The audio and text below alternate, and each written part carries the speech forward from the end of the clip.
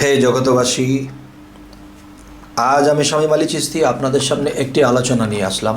সেই আলোচনাটি হলো যে আমরা সমস্ত মাকলুকাত, সমস্ত প্রাণী জগৎ, গাছপালা, তরুলতা, মানব দানব, জিন অসুর, শয়তান, পৃথিবীতে যত ধরনের মাকলুকাত আছে সকলেই আল্লাহকে ডাকে।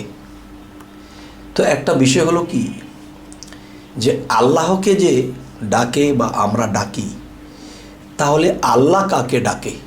এটা কেমন কথা যে আল্লাহ কাকে ডাকে? আল্লাহর উপরে কি কেউ আছে যে আল্লাহ তাকে ডাকবে? নাউজুবিল্লাহ। তাহলে তাই যদি হয়, তাহলে আল্লাহ কাকে ডাকে? তো অবশ্যই আছে এমন কেউ যে আল্লাহ তাকে ডাকে। যেমন আমরা বলতেছি কি, আল্লাহ হু, তিনি আল্লাহ, তিনি আল্লাহ সমস্ত জগৎ সৃষ্টি করেছেন, আমাকে তোমাকে সমস্ত কিছু সৃষ্টি করেছেন। কিন্তু সমস্ত সৃষ্টি তো আল্লাহকে ডাকে। আল্লাহ ডাকে কাকে?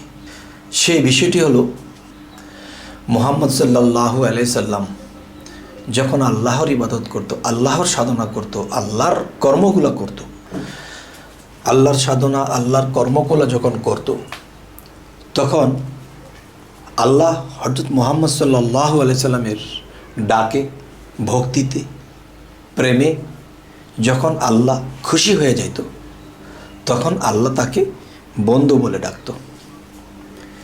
আচ্ছা, এখন আল্লাহর জিকির আমরা করতেছি, আল্লাহকে আমরা ডাকতেছি, আল্লাহ ডাকতেছে কাকে? আল্লাহ বলতেছে ইয়া মুহাম্মাদু, ইয়া মুহাম্মাদু। তাহলে আল্লাহর প্রেম কার সাথে? মুহাম্মদ সাল্লাল্লাহু আলাইহি সাল্লামের সাথে। তখন মুহাম্মদ সাল্লাল্লাহু আলাইহি সাল্লামের কথা ভেবে মুহাম্মদ সাল্লাল্লাহু আলাইহি সাল্লাম আল্লাহর বন্ধু, সেই বন্ধুকে ডাকত। যখন তিনি আল্লাহ নামের জিকির করে আল্লাহকে ডাকত, তখন আল্লাহ ডাকত ইয়া মুহাম্মাদু, ইয়া মুহাম্মাদু। হে দোস্ত, আমি যদি তোমাকে সৃষ্টি না করতাম, তাহলে এই জগতের কোনো কিছু সৃষ্টি করতাম না। আজ তোমাকে সৃষ্টি করেছি, সমস্ত মাকলুকাত তোমার ওসিলায় আমি সৃষ্টি করেছি। সমস্ত মাকলুকাত আমাকে ডাকে, তোমার ওসিলা দিয়ে তারা আমাকে চিনেছে, জেনেছে, আমাকে ডাকে। তখন মুহাম্মদ সাল্লাল্লাহু আলাইহি সাল্লাম তার শরীরটা যখন আল্লাহর জিকির করতে বা আল্লাহকে ডাকতে গিয়ে তার শরীরটা শিহুরিয়া উঠত, তখন সেই শিহুরিয়ার মধ্যে আল্লাহ নিজে বিলীন হতো এবং আবার আল্লাহ আলাদা হতো। তখন ইয়া মুহাম্মাদু আল্লাহ ডাকত। হে জগতবাসী, আমরা এই জগতে এসেছি নিজেকে জানবো, নিজেকে চিনব, তখন আল্লাহকে, রবকে চিনতে পারবো। তখন কি হবে? যে আল্লাহর গোলাম হয়ে যদি থাকি পৃথিবীতে, তাহলে আল্লাহকে যেদিন ডাকতে ডাকতে আমরা সন্তুষ্ট করতে পারবো, তখন আল্লাহ আমাকেও ডাকবে। আমি ডেকেছি আল্লাহকে আল্লাহর গোলাম হিসেবে।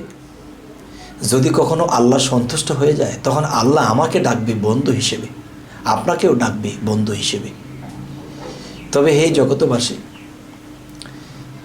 যে কোরআনে একটি জায়গাতে আল্লাহ বলেছে যে তোমরা যার ইবাদত করো আমি তার ইবাদত করি না, আর আমি যার ইবাদত করি তোমরা তার ইবাদত করো না।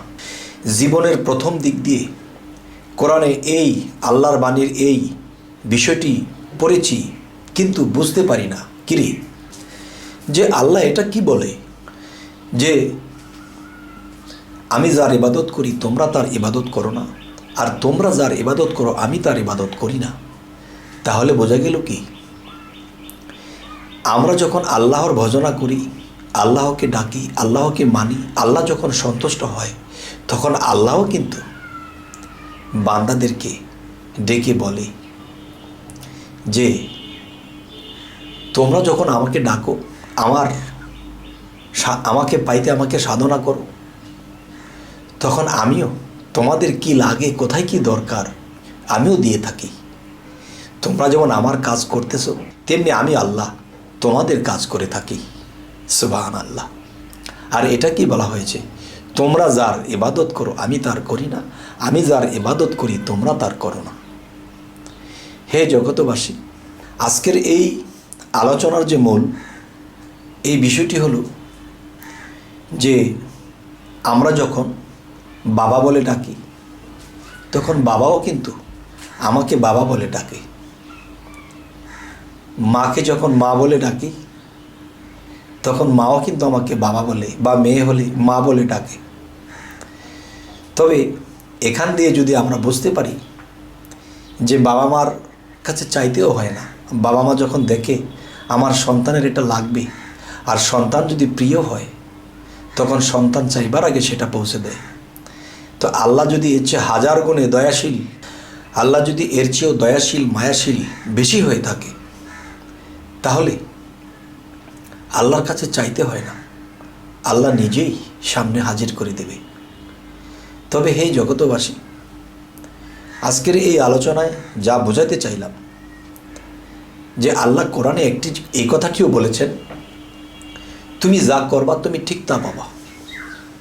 তো আল্লাহকে যে আমি সারাদিন ডাক দিয়েছি, সারা জনম ডাকলাম, তখন আল্লাহ কি আমাকে ডাকবে না?